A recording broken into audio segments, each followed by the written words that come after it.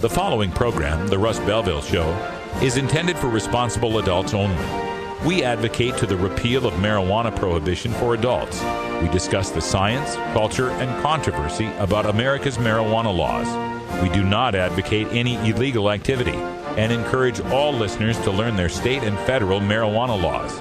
Opinions and claims made by guests and advertisers on The Russ Belville Show are their own, and The Russ Belville Show cannot be held legally responsible for their validity or reliability. Viewer discretion is advised. You take a seed, you plant it, you grow it, you dry it, you roll it, you smoke it. You take a seed, you plant it, you grow it, you dry it, you roll it, you smoke it, and it goes down smooth. Hey! Spanning the continent to bring you the truth about cannabis and marijuana law reform. I smoke pot and I like it a lot. From the promise of legalization. And I think that we need to rethink and decriminalize our marijuana laws. To the agony of prohibition. One major responsibility is to encourage people to use less drugs. The Russ Belville Show, the voice of the marijuana nation. Brought to you by the National Cannabis Coalition. Yeah, I hear you had a question for me. Now, here's your host, Radical Russ Belville. All right, welcome back, everyone. It is Wednesday, July 25th, 2012, and it's got to be 420 somewhere in the world. Welcome to the Russ Belville Show. We're really proud to have you here and have you among the most dedicated activists working for an end to adult marijuana prohibition. We're all in this together, and you can help us out. Just make sure you check out National Cannabis Coalition at ncc420.com. We are a coalition of the existing marijuana groups, people who've been activists for a long time, people who are brand new activists, and we're formed right now in the 21st century and taking full advantage of social networking and new media, and you can be a part of it. If you want to get involved, just send me an email, russ@ncr420.com. If you got a talent, you got some time, we'll find a way to utilize it in ending adult marijuana prohibition. You can't legalize, I can't legalize, but together we're definitely going to legalize. And one of our legalizers sitting over here in the engineer's desk for today, we have got Wiz Kaliko hanging out there. How you doing, Kaliko? Hello, I'm doing quite well. Glad to be here. It's beautiful outside. You can tell on the screen there he's got the @WizKaliko for the Twitter handle. Make sure you follow his account because you got some of the news from yesterday's protest. You sent me some of the galleries from some of the photos. Yeah, there. well, I mean, I've been perusing over the Google News, just typing in Obama protests in Portland, and we've had all kinds of our NCR 420 signs pop up in all sorts of places, including the Bend Bulletin back east. So yeah, we're stoked about that. We're excited. So great work there, and big thanks to our friend Bradley Steinman as well, who got he was there with the Tumors for Change poster. He championed that poster. He sure did. He was the one that was always saying we got to have the Tumors for Change. So there you go. Good job, Bradley Steinman. Also joining us from our virtual studio in Astoria, Oregon, our news director Carrie Gallagher is on the air. Cannabis Carrie, how you doing? I'm doing great. Happy Wednesday. Happy Wednesday. Can you believe we're a week out from the 1st of August, and we're all getting ready for Seattle Hemp Fest, which takes place on the third weekend. It's August 17th. 18th and 19th, I believe, are the dates. And we will be there bringing you coverage of Seattle Hemp Fest. I'll be speaking a bunch of times, and so we want you to be sure that you check that out. Seattle Hemp Fest. Hempfest.org has the information, and we hope to be bringing you all sorts of great interviews as well from Seattle Hemp Fest. So check that out. I booked the condo today for our crew.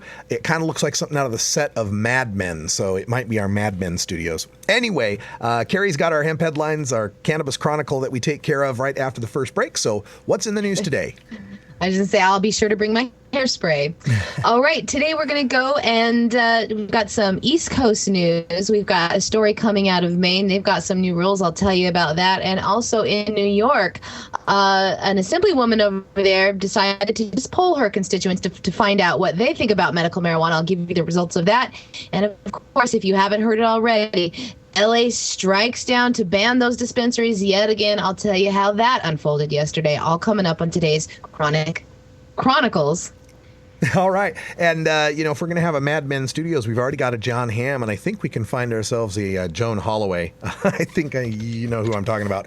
Anyway, we've also got on the show today, it's our Irie Wednesday. So at 20 after, we take a nice little break, and we're going to get some good reggae music today from Windstrong. You know Windstrong from the Danny Danko Free Weed theme? Well, Windstrong's got an album out, and we're going to play a song from that that's also featuring Haiku d'Etat. So check that out coming at 20 after.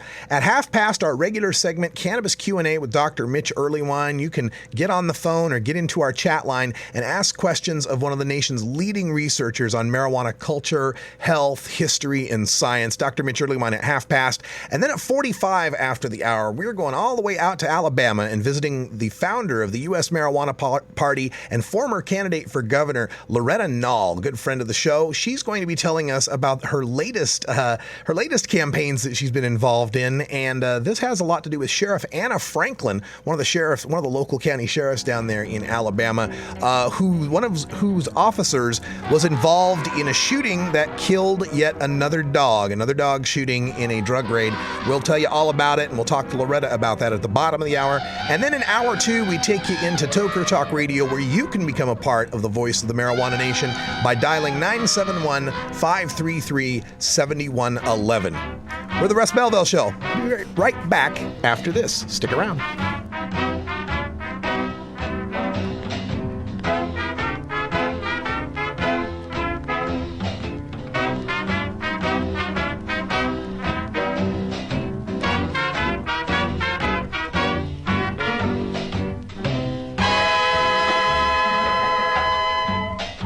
The Russ Belville Show is blogging and podcasting daily at radicalruss.com.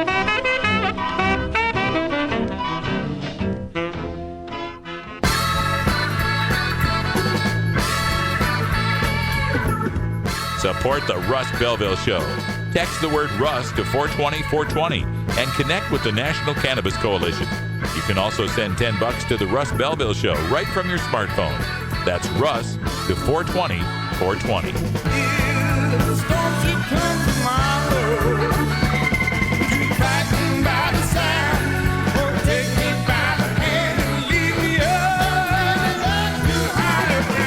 You're listening to Radical Russ on the Russ Belville Show.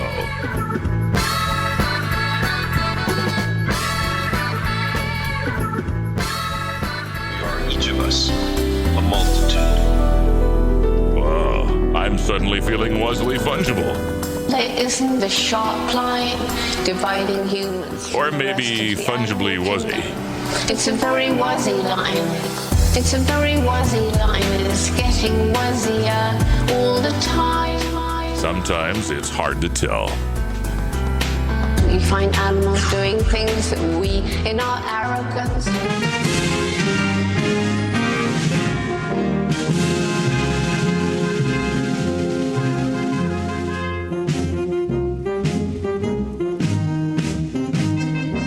Help us legalize it. Text NCC to 420-420 and send $10 to the National Cannabis Coalition.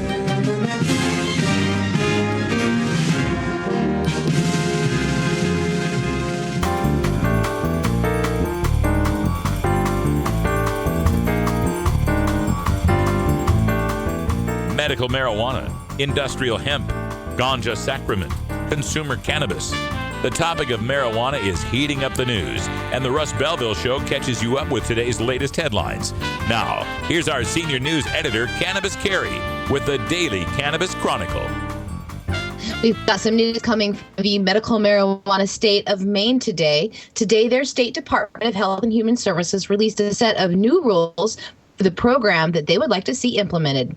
Voters in the state voted in 2009 to expand the medical marijuana law to include legalizing state licensed dispensaries and put into place a state registry to keep track of patients enrolled in the program. Now, they've made new rules, and the new rules say that participation is optional for patients. The state had been working loosely under that 2009 law, but the updated rule set will begin a new era of regulations in the state for the medical marijuana program that began back in 1999. The comprehensive new document updates the rules concerning everything from caregivers to where you can grow and how you can petition for a medical exemption if your condition is not in the list of those qualifying conditions. Only 8 dispensaries will be allowed to open in the first year, and the rules concerning applying and running a state licensed dispensary are also part of the document released today. So far, several city councils have moved to ban dispensaries in their towns, but with only 8 allowed, it shouldn't have much of an impact, at least the first year. The cities of Brewer, Auburn, Ellsworth, and South Portland have all enacted plans to restrict dispensaries from opening in their area. The document is available for the public to assess and make comment on. You'll find it at maine.gov/DHHS, and it's under the Division of Licensing and Regulatory pages. Now, they are taking public input until August 23rd, and until then, they say most patients and would-be businesses are complying with the rules already voluntarily. You know, this is kind of a sticking point for some people in medical marijuana activism, is the question of a state, mandatory state registry. Most of the states have such a registry. Here in Oregon, if you want to be on the medical marijuana program, you must get a state registry card. You must register who you are, your name, your address. You got to register who your caregiver is, name and address. You got to register who's growing your medical marijuana, name and address. You have to specify where the medical marijuana is being grown, name and address. Right. Now, you can be all 3 of those people. You can be your own caregiver and grower, and it can be at your house. But in some or even many cases, we're talking about giving the government the names and addresses of multiple people or multiple properties and letting them know that they are involved in the cultivation of something that is considered a federal Schedule 1 controlled substance. So there are many who in the activism movement who do not like these mandatory registries. I don't want to be on a list. And we've actually seen some cases, our own Jen Alexander has worked on this, where they've uncovered some, suspicious patterns in the use of that data that is within that registry database. In the Oregon law, the law enforcement can only access that if they have probable cause to believe there's a marijuana crime going on, and then only for the purposes of determining, oh no, this person's too sick, we can't bust them. Right? They only determine if they're actually in the program. Well, we've seen it being used for fishing expeditions, for all sorts of purposes that it wasn't intended for. So to those critics who are against the mandatory registry system, they've got some ammunition there in their argument, in that these registries have been abused, or there's suspicion of them being abused for law enforcement purposes. Other states have taken the tack of having registry systems that are voluntary. You can register and get yourself a nice little get out of jail free card, show, hey officer, I'm actually legit here. Or you can not register and just go with your doctor's recommendation, which a cop may or may not accept, and then you've got the affirmative defense. You got to take it to the judge, basically, and that costs you time and money and lawyers and all that. So, and then other states, Washington State, I believe, is the only state that has no registry system whatsoever. It is just your doctor's recommendation, and then, again, you're stuck with just the affirmative defense. First you get arrested, then you got to prove that you're too sick to put in a cage. So I understand that where there's differing feelings on the registry system and whether or not you'd want that as a part of a medical marijuana law. But of course, I always just come back to the fact the whole reason that we need these registries, or that they're even proposed, is for the absurd reason of trying to sort out who's healthy enough to put in a cage and who's too sick to put in a cage. Let's get beyond just saying, oh, this is an exception to something awful. We'll make an exception to something awful if you're sick enough. We'll let you smoke some pot, right? But it's so awful we can't let healthy people do it. Let's get rid of that charade. Let's get rid of that ridiculous notion and just get to the point where we recognize that adults are adults. If we can trust them to handle Bacardi 151, there's no reason we can't trust them to handle a joint. That way we don't have to separate the sick from the healthy, and we don't have to register anybody. Yeah, we knew this might be coming, and we told you about it, that it was slated for a meeting this week. The Los Angeles City Council has made the bold and decisive move after years of wrangling with regulation ordinance measures to unanimously vote to close all dispensaries in the Los Angeles area. Now, that vote came after several hours of discussion yesterday with 14-0 in favor of making as many as 900 businesses in the city close their doors. If the dispensaries will close their doors remains to be discovered, and what the city can do about it if they disobey.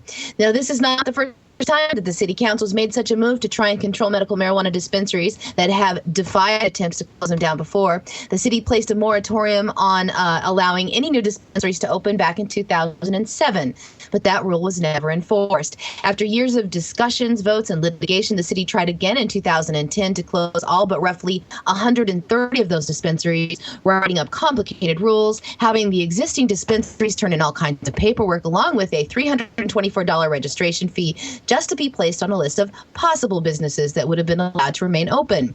Now, in June of 2010, they ordered all but 137 of those shops to close. And at that time, they were estimated to be just over 400 dispensaries. That was just 2 years ago.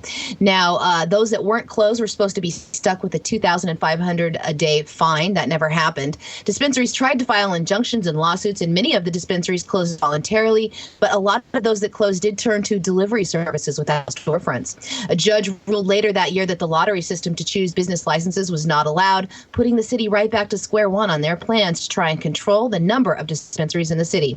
Now, in the last 2 years, it's estimated that hundreds more of dispensaries have opened up shop. City officials have registered 762 collectives so far with the city, and they suspect about 200 more exist that aren't registered. Councilman Jose Huzer told residents after yesterday's meeting that, quote, relief is on the way. Huzer introduced the ordinance voted on yesterday, calling it a gentle ban since he has left the right to grow your own intact. And the city feels that this time around it has a stronger case against the dispensaries, who will surely sue to keep their doors open. A recent appellate court ruling that defines a medical marijuana collective as 3 or fewer people, they say, will be used against them. Dispensaries have long been running their businesses as marijuana collectives, with their customers as paying members. Now, after LA Mayor Antonio Vigorosa signs the ordinance, a letter will be sent out to the dispensaries giving them 30 days to close shop. Now, according to Americans for Safe Access, 178 cities and 20 counties in California have already banned retail marijuana stores. Well, you know what would be easier for the LA and more effective for LA City Council to do at this point would not be to ban medical marijuana dispensaries. It would be for them to ban people being sick and needing medical marijuana. Yeah, just if there were no more medical marijuana patients in LA County, you wouldn't need any dispensaries. Just pass a rule, you can pass it all unanimously that from here forth, there shall no longer be nobody will ever need marijuana for medical purposes in LA County.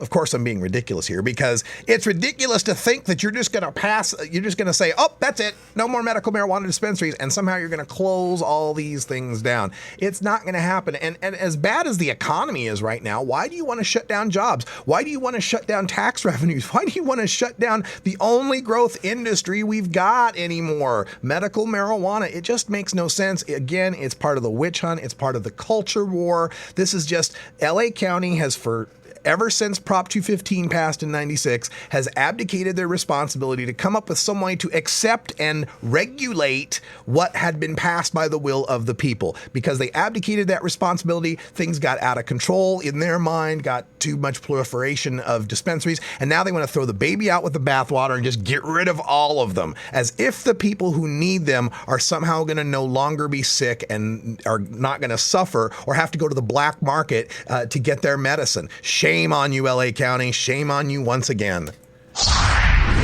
And a New York Assembly member, Sandy Galiff, decided to poll her own constituents to find out where they stood on the issue of medical marijuana. Galiff, a Democrat from Ossining, is the co-sponsor of Bill A7347B to legalize medical marijuana in New York. She said that her bill has strong regulations and restrictions built in, but she still wanted to see how the people she was representing felt on the matter. She was also asking the voters a number of questions about tanning beds, mixed martial arts, and whether New York should go to a single-payer healthcare system. But she said many people wrote in the comment section at the bottom of the survey about their feelings when it comes to medical marijuana. Galef shared that one resident from Peaksville wrote to say that marijuana was a proven use for chemotherapy and said that the way they saw it was the good outweighs the bad.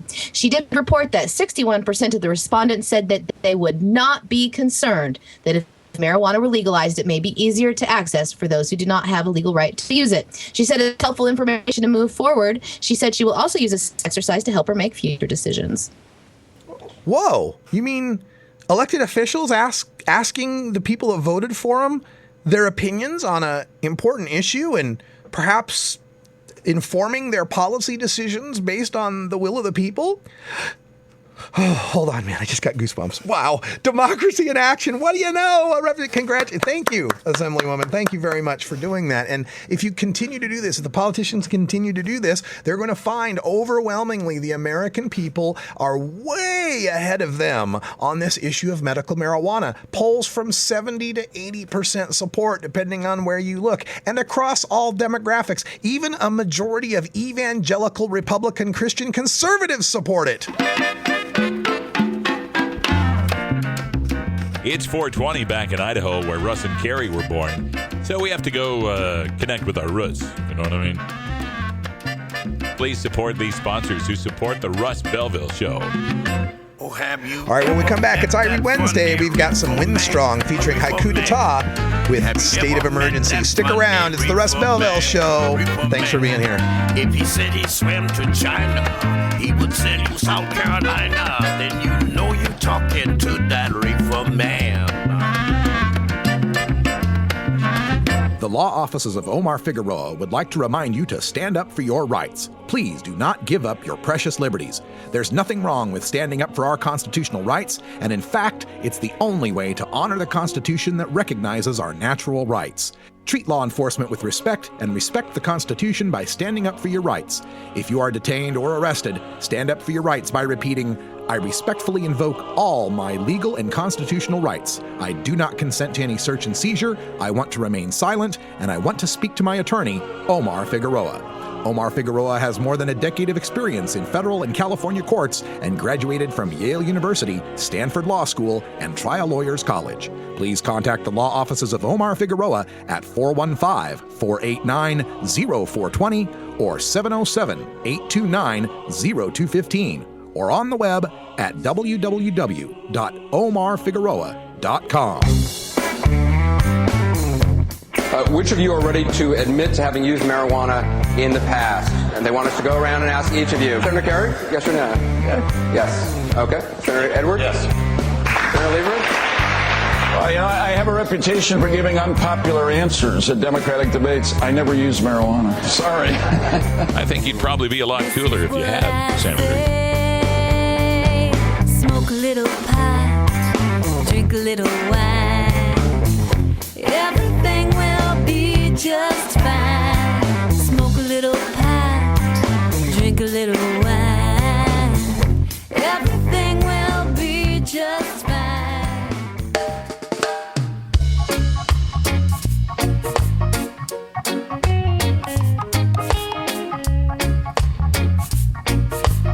Everyone knows music and marijuana go together, so let's wind up our 20 after break with the Russ Belville Show's Daily Toker Tunes, the best in pod-safe 420 music from around the web. Today is Irie Wednesday, featuring reggae, ska, and other world music genres.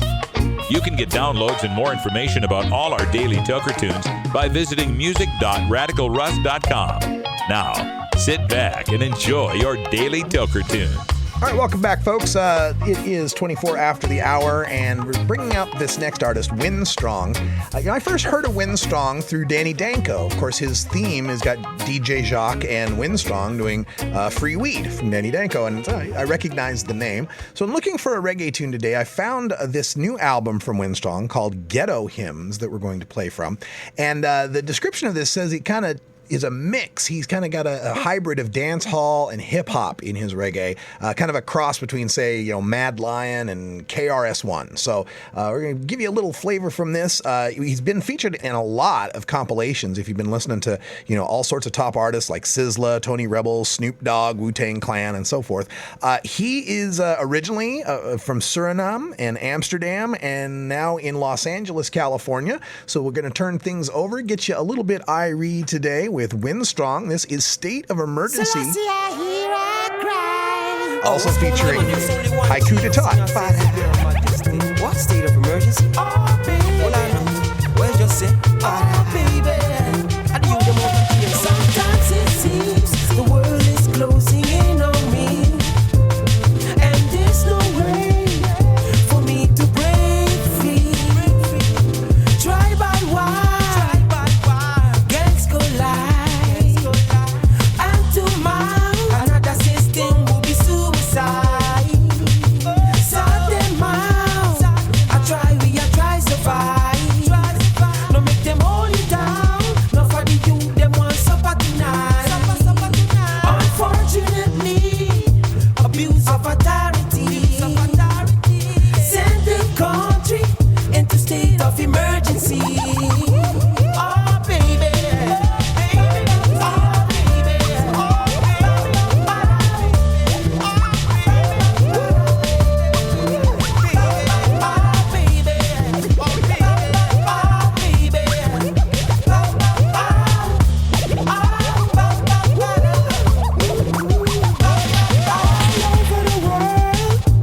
there is fighting.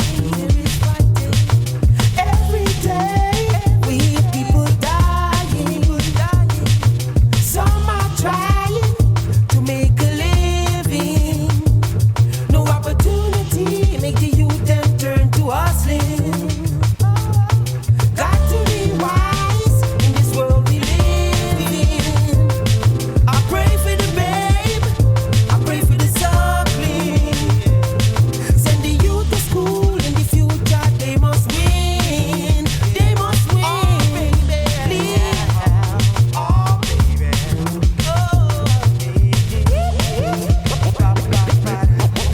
May there be peace.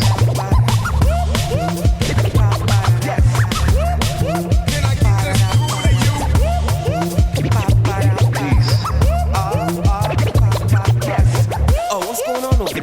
We must act today in order to preserve tomorrow.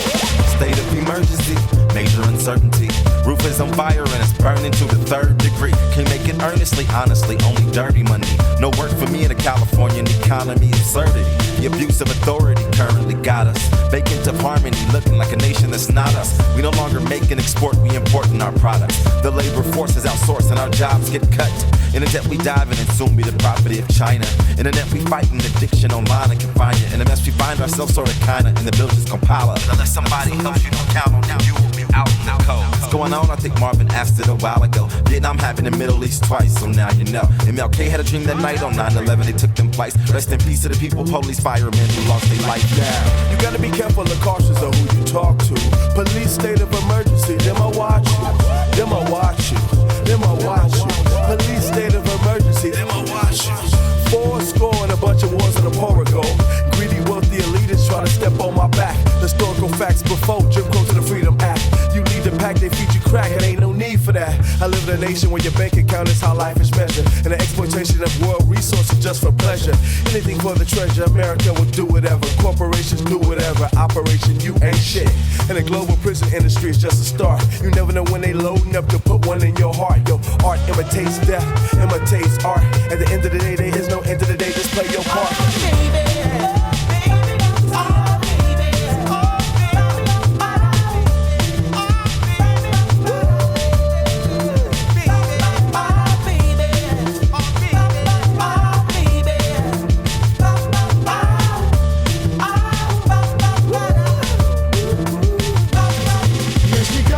government has declared a state of emergency.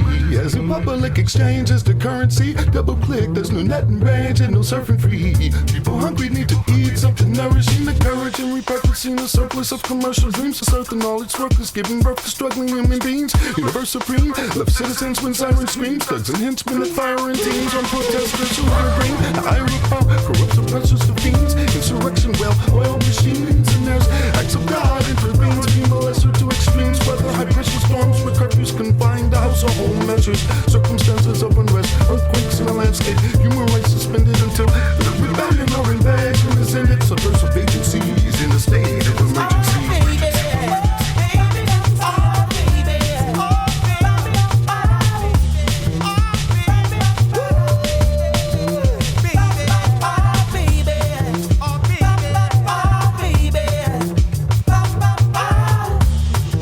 That's music from Windstrong featuring Haiku to Ta. You can get this and other downloads from our Russ Belville Show Music Vault.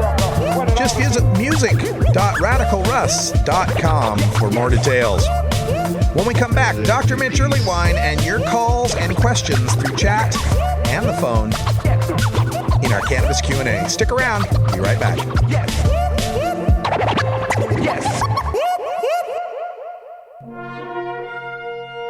Hi, this is Dan Michaels. If you're looking for professional voice talent for your commercial or podcast, I'm your man. Visit danmichaelsaudio.com for more information. I like it like that. Well, I don't know what you came to do, but what we came to keep the funk alive. Oh yeah, we're definitely keeping the funk alive here at National Cannabis Radio. This is Big Daddy Fink, and I want you to join me at the Funky Roller Rink, where it's always a funky party, y'all. Every Tuesday night at 11 Eastern, 8 Pacific. Keep it funky, keep it funky, keep it funky, keep it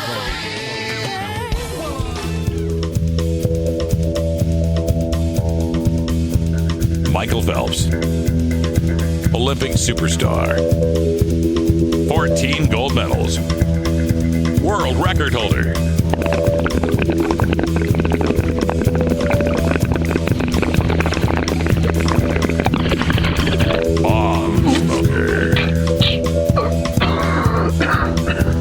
So much for that amotivational syndrome.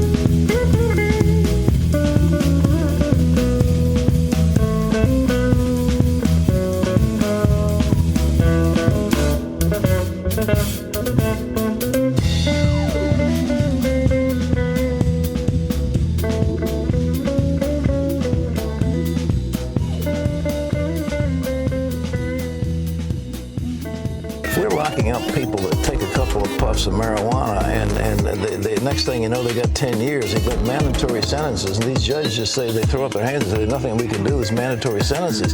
We've got to take a look at what we're considering crimes. When the Reverend Pat Robertson from television's The 700 Club criminalizing marijuana, criminalizing the possession of a few ounces of pot and that kind of thing, I mean, it's just makes more sense on the marijuana issue than the president, the Congress, and the Supreme Court. It's costing us a fortune, and it's ruining young people. The young people go into prisons, they come out, they go in as youths, and they come out as hardened criminals, and that's not a good thing. You know we're winning.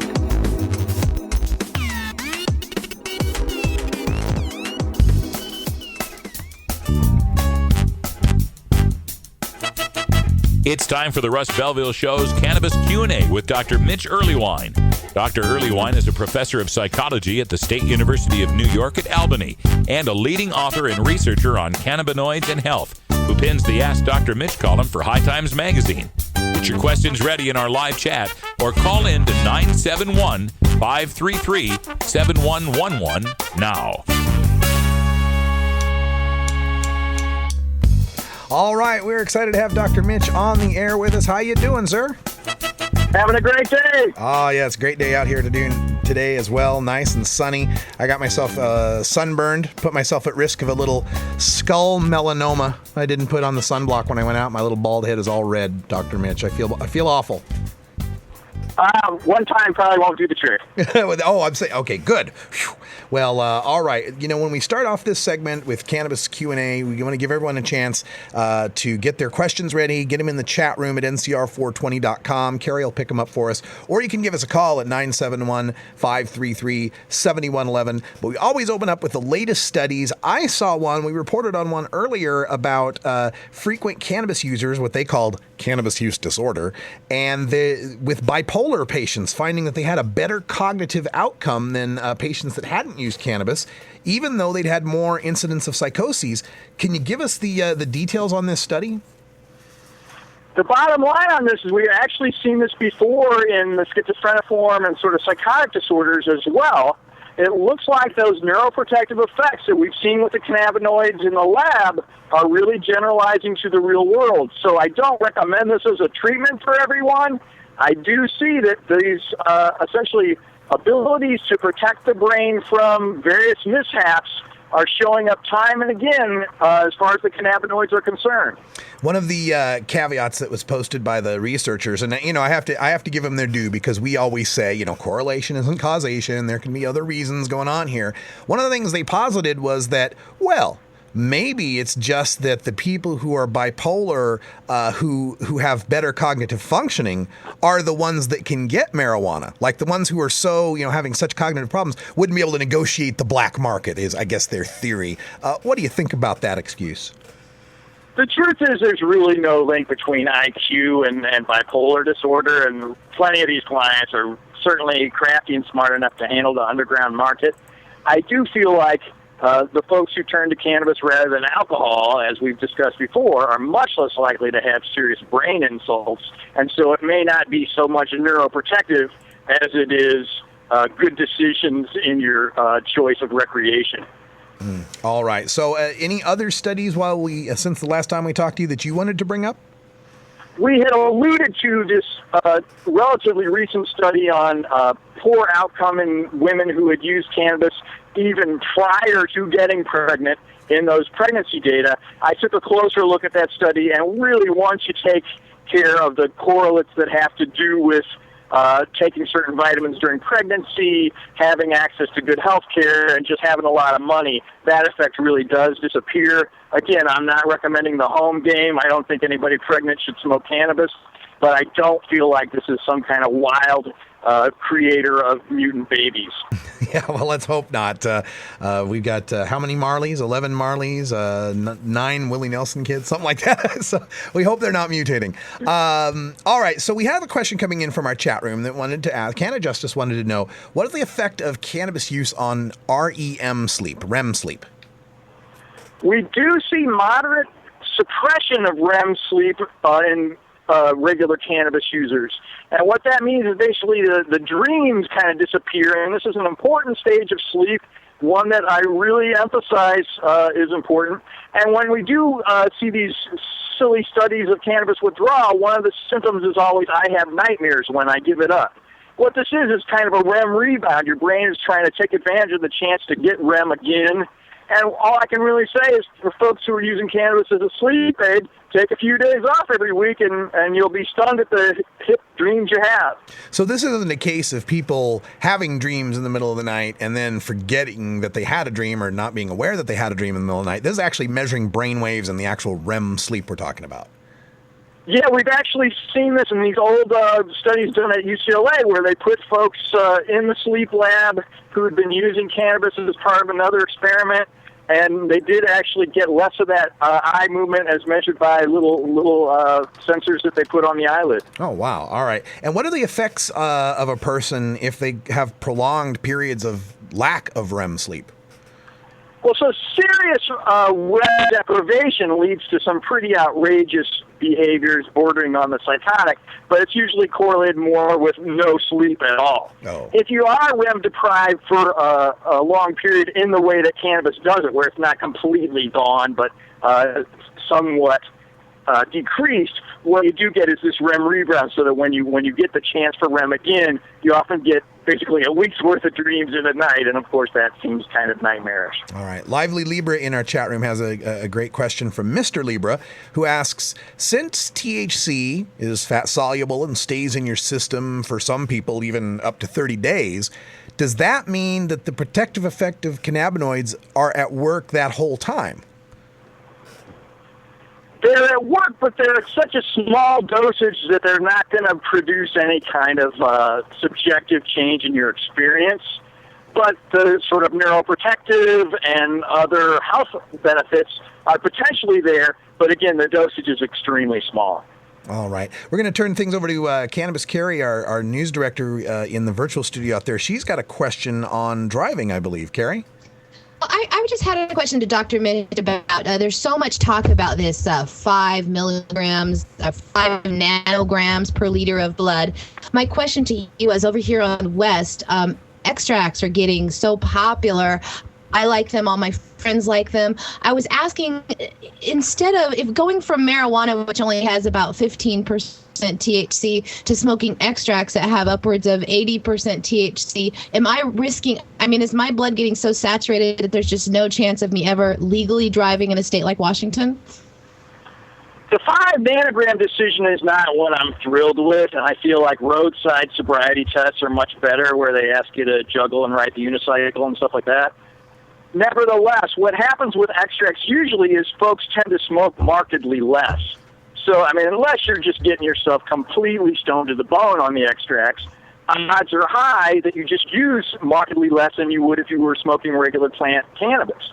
So the actual amount of THC you get in your bloodstream is not going to be markedly higher than it would be under normal circumstances. Would this be analogous, Dr. Mitch, to saying, someone who's sitting at home with a 6-pack of beer might, slowly and leisurely drink the whole 6-pack and have a higher blood alcohol content at the end of that than someone who, has a couple of shots of, rye, a couple shots of whiskey or something like that, or maybe a scotch or something. But they have it all at once. And then, in the time it takes that guy to drink the whole 6-pack, they might have a lower blood alcohol content. I know alcohol works differently, but is that somewhat the idea? Alcohol does work differently, but I think that the key is just say a certain blood concentration of THC is the same whether it comes from an extract or it comes from the plant. Right. So if you're getting the one hit of 60% versus 6 hits of 10%, at the time it takes you to take the 6 hits of 10%, you'll still have THC catching up with you. Whereas if you did the one hit of 60% at the beginning, over that time it would take to smoke the 6 hits, your nanograms might have gone down? Well, it's going to end up being very comparable. Yeah. Okay. All right.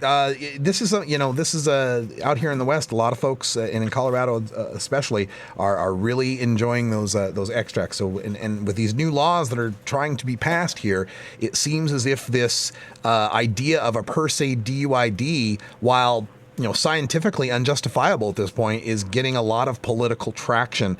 What can we do, Dr. Mitch, to convince the people who don't know anything about marijuana and are terrified of the stoned drivers that this is the wrong direction to go with trying to make a per se limit? I think the key here is people have some oddball worship of precise numbers and strict guidelines and lines you can draw in the sand, when in fact we need to get back to the principle behind why we want this. We don't want people driving impaired, whether it's from Benadryl or alcohol or fatigue or whatever. Can we all agree on that? Okay. Now, what are the correlates of impairments? Well, other forms of psychomotor impairment. If I can't walk a straight line, then I should not drive. That makes perfect sense. Now, does the content of my pee have anything to do with this? No. Does the content of my blood have anything to do with this? There's a correlation, but a weak one. Why don't we stick to the things that really matter? How is your psychomotor performance? Not what is in your blood. And could it be said that by over-relying on blood alcohol content, by over-relying on THC in the blood and some sort of magic bullet, magic number that tells us when someone's impaired, we may be doing ourselves a disservice and creating more danger by not paying attention to the factors that would really help us in this scenario?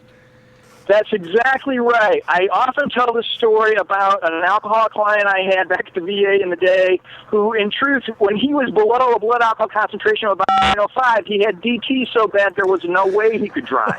Right? It was from withdrawal. And so clearly the idea that he would be impaired is completely different from the blood alcohol concentration he had. If we can kind of keep those sort of ideas in mind, I think we can get this point across. I sure hope so. People need to be convinced of this and understand that there's, real science behind this, and it doesn't, we need to get away from the sloganeering, the bumper sticker politics, and take a look at what's really going to work. Because again, none of us want anybody out there impaired on the roadways. But fatigue, I believe, is the number one problem we have with impairment out there. And someone's pee is not going to tell us that. So let's get real about this, people. All right, folks, I want to remind you that if you didn't get time to get your question in, or you're too shy, whatever, and you didn't want to get in the chat or our phone line, you can always email your questions to Dr. Mitch at 420research@gmail.com. That's 420research@gmail.com. It's personal, confidential. Nobody else has to know about it. And Dr. Mitch can help you out, or at least point you in the direction to help answer some of your questions. Now, Dr. Mitch, we're getting into the end of summer here and the beginning of the fall season. Will you be appearing at any events where people might be able to see you and meet you? It looks like not until September, and I'll let folks know then, and of course the normal conference in October. All right, normal conference October, Los Angeles, California. You can go to normal.org/conference to find out more about that. If you've never been to a normal conference, I recommend you go. You'll meet so many people. The networking you'll do is invaluable, and it is really cool to meet the people that you've heard on this show and read in High Times and other places, to meet them in person and realize they're just really cool people, just like you. Dr. Mitch, thanks for joining us here on the Russ Belville Show, and we will talk to you again next week. Thank you. Have a great night. All right, when we come back, we are going to bring one of the best firebrand activists out there onto the show. We've got Loretta Nall, founder of the U.S. Marijuana Party, former Libertarian candidate for governor of Alabama, and all-around burr under the saddle of law enforcement in Alabama. It's going to be a good one. Stick around. It's the Russ Belville Show.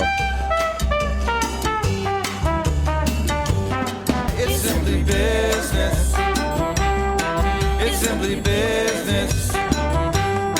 It's simply business. You know why they won't let us grow. It's simply business. We'll be right back after these messages from our 420 friendly sponsors.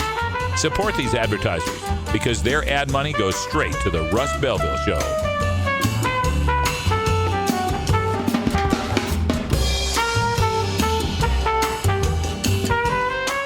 You're tuned into the Russ Belville Show, the voice of the marijuana nation. Brought to you by the National Cannabis Coalition. It's simply business. It's simply business. It's simply business. You know why they won't let us grow. It's simply business. It's simply business. You know why they won't let us grow. It's simply business. Dear Dad, how should I say this? You know how you enjoy a drink after work? Well, in many ways, I'm just like you. I have a good job, I work hard, but when I get home, I prefer to relax with marijuana instead of alcohol. They're a little similar, but marijuana is actually less damaging to my health, and frankly, I don't feel like crap the next day. I hope this makes sense, but if not, let's talk.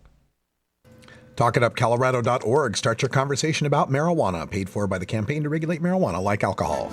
There is a peaceful solution called a peace revolution. And now let's take back America. Hi, this is Willie Nelson.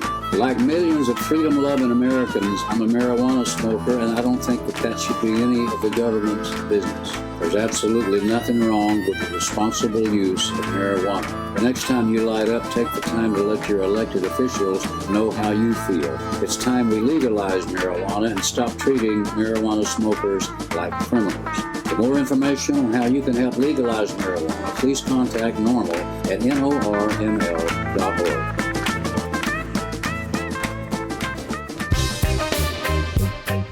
The cannabis community includes a diverse set of activists and nonprofits working to end the prohibition of marijuana.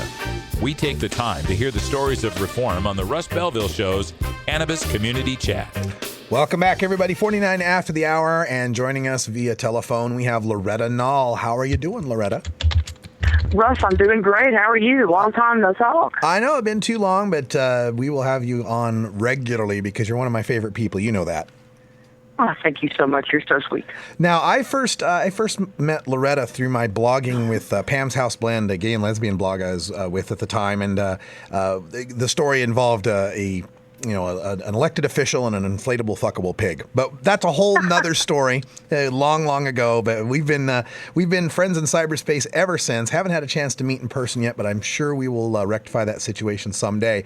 Now, Loretta, the reason I wanted to bring you on, I got a note in my email that once again you have become the burr under the saddle of one of our fine elected officials in the state of Alabama. Give us a rundown on this Sheriff Anna Franklin and this controversy that you're brewing up. Well, we've had another puppy side in Alabama. Anybody that follows Bradley Balco's blog, The Agitator, knows he has a running commentary on when cops do the no-knock violent home intrusion raids looking for drugs, they kill the dogs. Mm-hmm. And on the 19th, last Thursday, there's a gentleman named Adam Henderson who is a 3-time deployed Iraq War veteran, very decorated. He's suffering from severe PTSD. He was actually not at the house when it happened, but about midnight, the cops rammed through the door with a battering ram, and according to the guy that was in the apartment at the time, took one step in and blew away the golden retriever named Aubie, and that was another coping mechanism for Adam's PTSD. So they killed the dog. They wrapped garbage bags around its head, or it had garbage bags wrapped around its head when he was able to pick it up from the Humane Society. They claimed that one day, the sheriff claims that the dog lunged. The next day, she's claiming it viciously attacked and that it was a dog trained specifically to protect the drugs in the house, which is just nonsense. She's having a complete public meltdown. But they killed this gentleman's dog. There were 2 other guys there at the time, or actually the owner and another guy were walking back to the apartment after it happened, but when the police were still there, they were arrested. All 3 of the guys have been charged with first-degree possession of marijuana. The sheriff is in the paper calling them drug dealers, demonizing them as much as she can. And someone put up a Justice for Aubie Facebook page. It has some of the most heart-wrenching pictures you have ever seen on it of the dog when he was alive, with, laying with an infant child and, rolling around getting his tummy rubbed, and just a gorgeous, sweet animal. Everybody knows that golden retrievers are not attack dogs. This one doesn't look like he'd bite a flea. So I got some media coverage for them. We've got all the TV stations in North Alabama are covering it. All the major newspapers are covering it. And we're trying to put together a protest for Saturday, this coming Saturday, in front of the sheriff's office, to really drive our thorn in a little bit deeper. Yes, and I've got the Facebook link up in our chat room, facebook.com/Justice for Aubie. Aubie is Aubie. Justice for Aubie, the dog. And the sheriff's page, Sheriff Anna Franklin, her page is facebook.com/sheriff.franklin. And which county are we talking about in Alabama?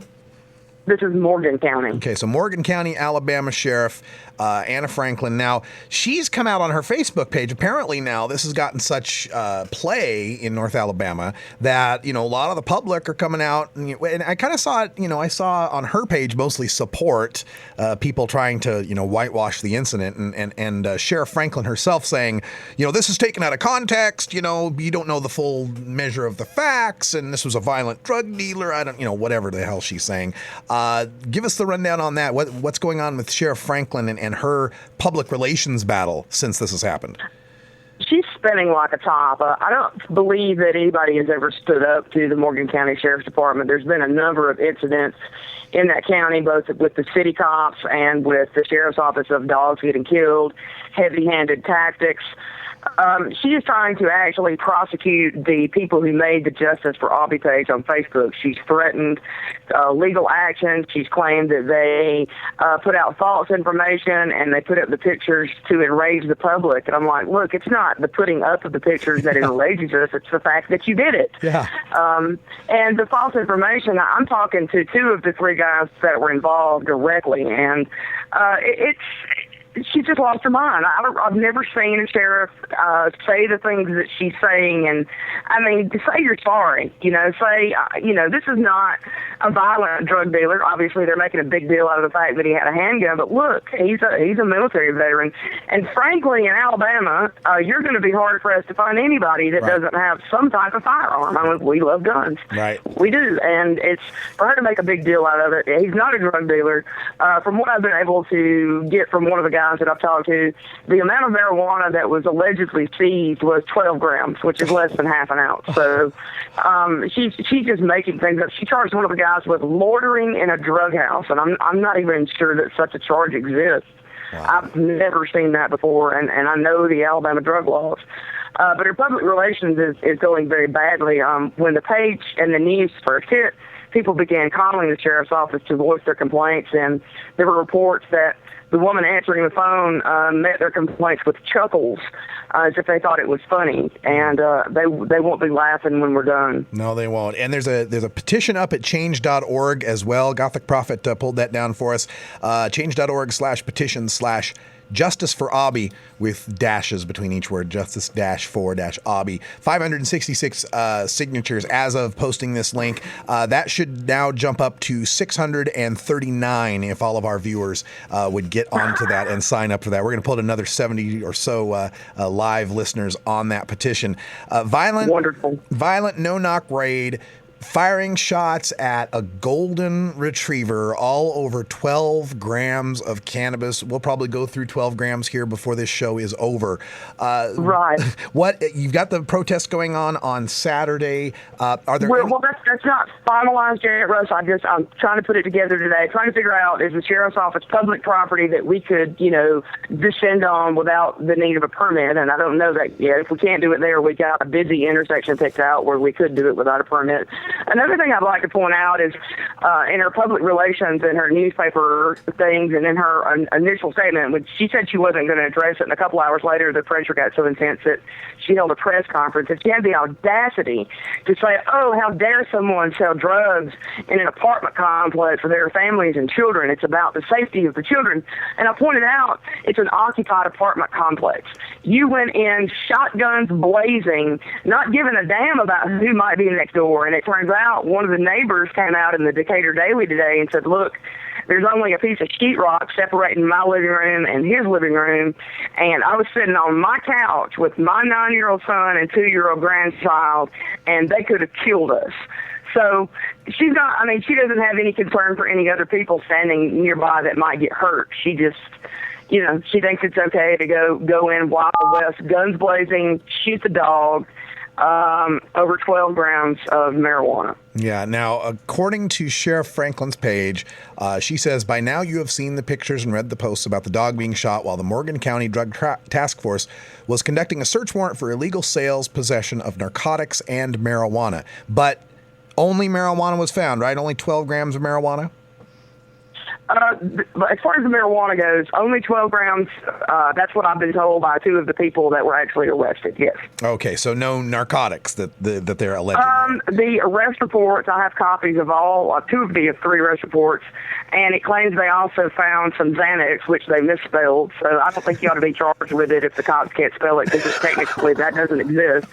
And I'm going to continue to point that out. Yeah. But that was it. Some Xanax without a prescription and some marijuana and paraphernalia, papers or pipe or something. Nothing to indicate that these guys are actually selling in any way. Right. Right. Okay. And her statement continues. There's no one that loves animals. Should be who, but okay. Grammar police. There is no one that loves animals more than I do. This is a sad and unfortunate incident. I wish could have been avoided. The case is still open, and I can't, no apostrophe, comment on the details. But I, lowercase I, can say that the information that has been posted is false, and we will seek legal actions about this. This must be her threat of suing people over the website. These images and posts were sent to inflame the public. The issue at hand should be that the owner of this dog was selling drugs in an apartment complex where families and children live close by. So that's why you went with shotguns blazing, right? An apartment complex. Right. Our first priority is the safety and security of our deputies, as well as the suspects. When there's a threat or an act of an aggression to our officers, we'll use the means necessary to stop that threat. I want to know, why is that never the taser when we're talking about a dog? Why is That's what everybody's asking. Or why doesn't animal control right along? According to the police and things they've said since in the sheriff's offices, we had this apartment under investigation for months. Well, then if that's the case, you knew the dog was there. Yeah. And you could have come prepared with a catch pole, with animal control, a beanbag, but you didn't have to kill it. You did not. It's unnecessary. They go in with the intention of killing your pets. Yeah. I've come to that conclusion.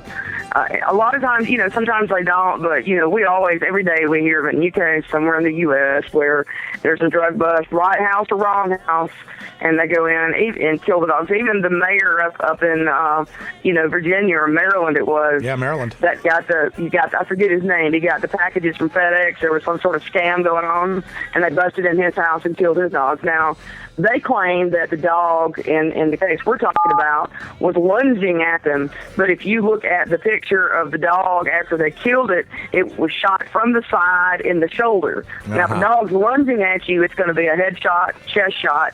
This is a side shot in the shoulder. Yeah, it's ridiculous. Check out the Justice for Hobby page on Facebook. Loretta Null, that's all the time we got. We got to go. We'll talk to you again soon, and thanks for joining us here on the Russ Belville Show. Thanks for having me on, Russ. Appreciate it.